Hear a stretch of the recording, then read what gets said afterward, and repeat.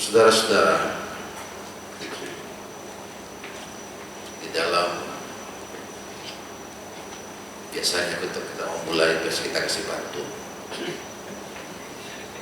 Kalau ini saya mau kasih puisi. Puisinya Rumi. Rumi katakan, kemalasan orang-orang baik menjadikan kesempatan berkuasa bagi orang-orang yang buruk.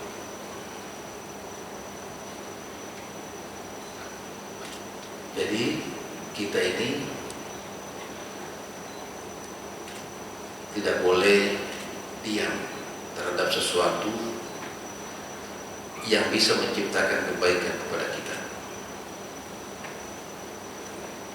Ada kesempatan dimanapun orang-orang baik itu harus tangkap supaya bangsa ini baik. Orang-orang cerdas itu harus ambil supaya bangsa ini peluangnya benar, jalannya benar. Tapi kalau orang baik malas, orang cerdas malas, tidak mau masuk di partai politik, ya akibatnya partai politik akan diisi oleh orang-orang buruk. Nah itu Bapak dan saudara-saudara. Saya banyak belajar atau membaca dari beberapa pandangan, baik itu para ilmuwan maupun khususnya para ilmuwan Islam seperti Imam Ghazali. Dia mengatakan bahwa prasyarat bangsa itu atau negara itu baik, minimal ada 4 yang baik di dalamnya. Yang pertama adalah pemimpinnya harus mencintai rakyatnya, kasih sayangnya pemimpin terhadap rakyatnya. Ini yang pertama. Jadi memang di dalam suatu berbangsa bernegara, pemimpin menjadi sentra,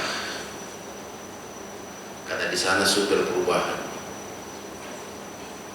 Kalau pemimpinnya baik, insya Allah baik untuk bangsa itu. Sehingga dengan demikian di dalam Al-Quran Tuhan juga mengatakan bahwa saya mengutus kamu Muhammad tidak lain adalah sebagai rahmatan lil alamin, dan juga sebagai uswatun hasanah. Jadi ini penting. Jadi di tengah kekafiran, di tengah kejahiliaan, tapi pemimpinnya baik. Rasulullah SAW sendiri yang menjadi pemimpin, maka terciptalah masyarakat Madani di Madinah pada saat itu. Juga di tengah perbedaan, ada kafir Quraisy, ada Yahudi, macam-macam, tapi bisa menciptakan satu bangsa yang harmoni. Yang kedua, selain pemimpin, untuk bisa tegaknya baiknya satu bangsa daerah, kita harus mendengarkan ilmunya para ulama, nasihatnya para ulama, karena ulama itu adalah warasatul anbiya, dia adalah pewaris para nabi. Jadi selalu saya katakan antara umara dengan ulama itu harus dekat. Kalau di Iran sana, ulamanya juga menjadi pemimpin. Itu kekuatan spiritual yang sangat kuat itu. Ya, bayangkan 2 kapal induk Amerika, dia tidak gentar. Bahkan Amerika sendiri yang gentar sama dia. Itu tidak ada negara yang sekuat Iran sekarang. Negara-negara lain tinggal di dicaplok oleh Amerika. Venezuela saja 2 jam saya sudah selesai. Ya. Tapi Iran, dia Syiah. Tapi kekuatan pemimpinnya berharisma, dan dia juga sekaligus pemimpin agama. Pernah juga kita di Indonesia, dia pemimpin sekaligus juga pemimpin agama, yaitu Abdul Rahman Wahid. Tapi justru diturunkan.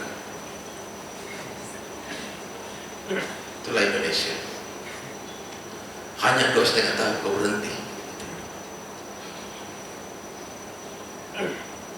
Dan itu presiden pertama yang tidak sampai masa periodenya, ya, yaitu Gus Dur. Kalau Habibie itu memang dia bukan presiden terpilih, ya. Itu yang kedua. Yang ketiga adalah dermawannya para pengusaha. Kalau di tengah komunitas masyarakat, katakanlah Sulawesi Barat ini, negara bangsa ini, orang-orang kayanya kikir semua, daerah itu tidak akan mendapatkan hidayah dari Allah Subhanahu wa Ta'ala. Akan terjadi ketimpangan, karena ketimpangan menciptakan ketidakadilan dan kecemburuan, dengki dan lain sebagainya. Itu sumber-sumber kejahatan. Jadi pengusaha juga memiliki peran penting di dalam, sehingga itu antara pengusaha dengan pemimpin itu harus dekat supaya saling berkontribusi. Hanya jangan berbuat kesepakatan yang jahat, itu bahaya. Jadi kalau para pengusaha zakatnya dia penuhi semua, ya, dia bayar semua zakatnya, pendapatannya, karena zakat itu kewajiban. Kemudian dia bersedekah, maka bangsa itu akan mendapatkan rahmat dari Allah Subhanahu wa Ta'ala. Dan demikian kita ini harus selalu saling mengingatkan untuk untuk saling bersedekah. Banyak contoh-contoh dan kisah-kisah tentang kehidupan seseorang yang bersedekah, terjadi perubahan yang sangat besar dan terjadi sesuatu yang hampir tidak mungkin dan menjadi mungkin akibat sedekah atau imbalan sedekah yang dia lakukan. Bahkan orang yang sudah harus mati bisa menjadi panjang umurnya akibat sedekah yang dilakukan. Jadi sedekah ini yang penting sekali, Bapak dan saudara-saudara. Dan tidak usah gitu-gitu. Saya penceritanya, saya punya dosen. Waktu saya kuliah S3, Nah Suhadi, mana tinggi kedudukannya antara zakat daripada sedekah? Ya, saya pikir kalau dalilnya zakat jelas, usmin amwalhum sadaqatun dan lain sebagainya. Ya. Oh ini, jelas Prof, zakat. Saya bilang zakat itu Suhadi kewajiban. Itu bukan hakmu, itu haknya orang yang dititipkan Allah terhadap diri. Jadi itu bukan milikmu. Kau bayar zakat itu bukan milikmu yang kau kasih, karena memang itu hanya dititip padamu. Jadi jangan pikir zakat itu milikmu kasih orang, itu bukan. Hanya sesuatu yang dititipkan Allah yang harus mutlak kau bayar. Sehingga itu kalau orang tidak bayar zakat musuhi. Yang tidak bayar zakat dimusuhi, bisa dimusuhi. Di antara kita di sini, kalau tidak bayar zakat kucingkan. Oh, ini tidak bayar zakat, kepala ini sih. Nonjok kan? Iya. Kalau bidang ini tidak bersakat, bisa dimusuhi, pindahkan. Kalau perlu pecah.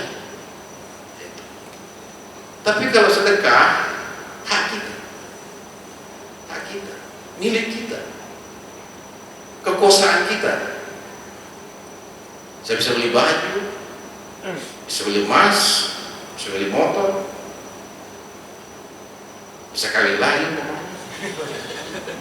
Mau sih tapi takut. Bisa, hak kita kasih ke orang dengan ikhlas. Itulah kebiasaan dosa saya, lebih tinggi kedudukannya sedekah dibanding dengan zakat. Itu saudara. Jadi itu yang ketiga. Yang keempat adalah untuk tegaknya dan damainya dan berdirinya suatu bangsa dan negara atau daerah. Pilar atau tiang yang keempat adalah adilnya para hakim. Kalau tidak ada penegakan hukum, hakim bisa hukum bisa diperjualbeli, itu tanda bangsa itu masih rusak. Ada orang berperkara, kita hubungi hakimnya, itu ciri bahwa bangsa itu tidak baik. Kita silaturahmi dengan hakim, itu ciri bangsa tidak baik. Tidak perlu kita berkomunikasi dengan hakim terhadap suatu kasus, ya kan? Hakim harus adil, keadilannya hakim itu menurunkan berkah dari Allah Subhanahu wa Ta'ala. Jadi dengan demikian, apa ini harus kita betul-betul perbaiki. Pertama-tama adalah pemimpin yang melayani, pemimpin yang sayang kepada rakyatnya. Itu tata kelola itu. Tata kelola. Jadi Islam itu sejak dahulu kala sudah mengajarkan tentang tata kelola. Bukan nanti sekarang ini baru kita bicara tata kelola. Islam sudah lebih dahulu. Kemudian saya kasih lagi puisinya Rumi. Saya katakan Rumi, tanamlah benih kebaikan di setiap saat. Karena kau tidak akan memanen apapun bila kau tidak pernah menanam. Jadi tanam kebaikan. Ketemu dengan orang, ya kasih 10.000, 20.000, bantu dia apa masalahnya, uruskan urusannya BPJS-nya. Itu kita menanam, ya. Orang yang tidak pernah menanam jangan pernah berharap untuk memanen.